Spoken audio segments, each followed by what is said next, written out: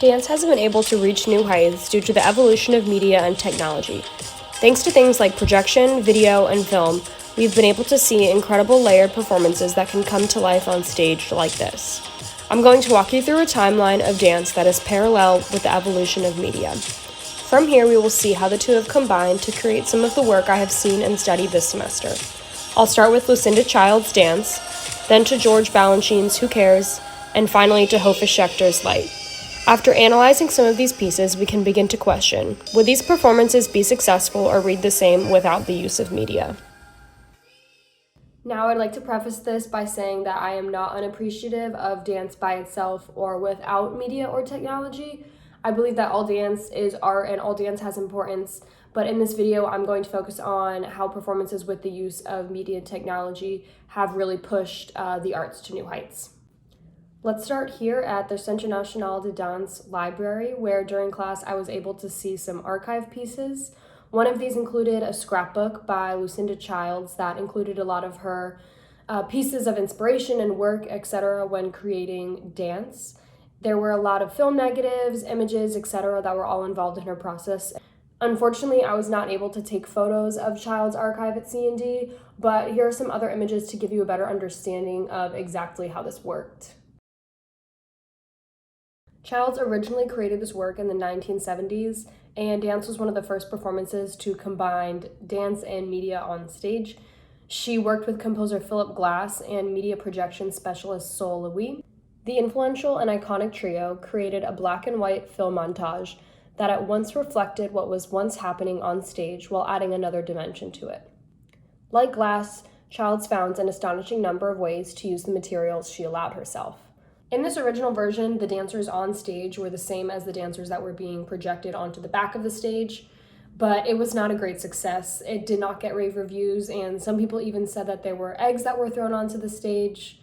But later, around 2010, the work was redone, and one major difference being that the dancers projected onto the back of the stage were the original dancers from the 1970s, yet there were a new cast of present-day dancers on stage around 2010. Now, this did get rave reviews, and some people even said that there were now roses thrown onto the stage, and this really created a timeless, iconic new piece of work that was revived by Childs. Some even said the result is an extraordinary kaleidoscope of visual and oral stimulation. What I'm really trying to get at here is that the layering of the projection and media combined with the dance is what led it to be so successful. Now, if we were to just look at the dancers in plain white costumes on a black background, yes, there would be technique, yes, there would be artistry, but the layering here is what really led it to be successful, especially in the 2010 run. Next up, I'd like to switch gears and talk about something that is a little bit more classical in style, as well as a show with a simpler set.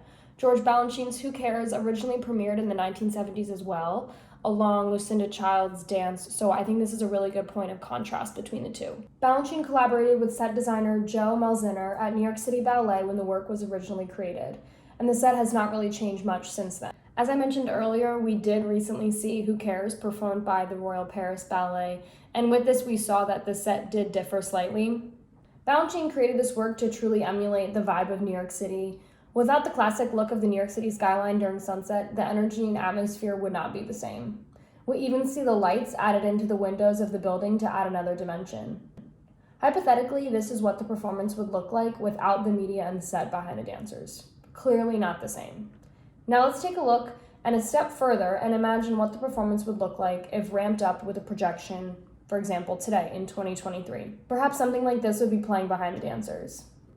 Each level of technology can really take the performance to a new dimension, but with that being said, it is up to the choreographer and director ultimately to make these creative decisions. As we've seen here at New York City Ballet, the set has remained the same since the 1970s.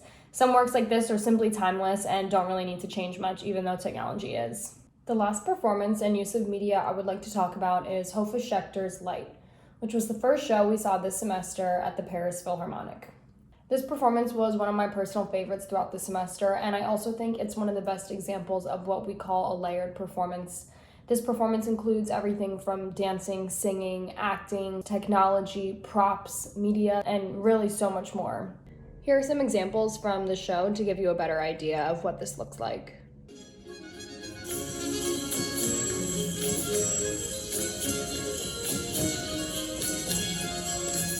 life is short. We are all going to die. We are all terminal. So make the best of it. Eat the cake. Buy the shoes. All of that. The program notes mention, and you also probably saw a little bit within that clip, that there are some anonymous people involved in this performance who have kind of told their life stories and are currently coming to terms with the fact that their life may be over soon due to an illness or something like that. The piece to me was a celebration of life and light and also came at a personal time for me. There were voiceovers of these people. One of the layers during the performance was a quote, and it read something close to "eat the cake and buy the shoes." This quote was also projected onto a digital beam that hung above the stage. And although it may seem simple, I choose to talk about this moment because I think the use of projection and sound here really heightened my personal emotional experience.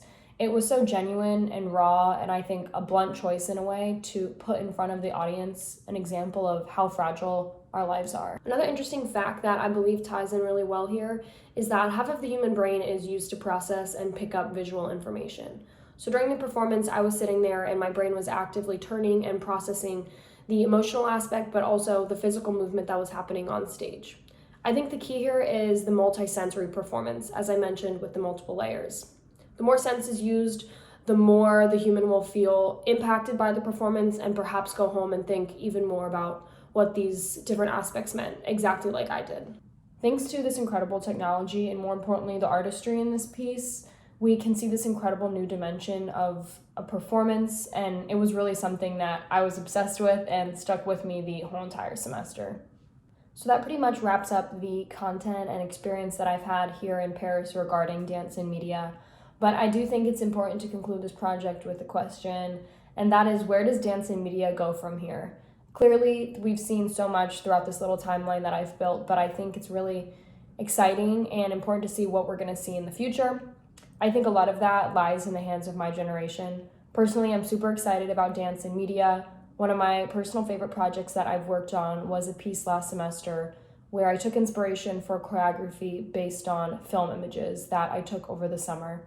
This created the feeling of nostalgia and was something that I was really passionate about at the time and still am today. I'm super thankful to be able to combine my passions of media and dance, and I'm really excited to see where I'll take this from here. Maybe one day I'll have an archive in the C&D library. But thank you so much for watching and coming with me on my creative process as well as this project. Thanks again. Bye.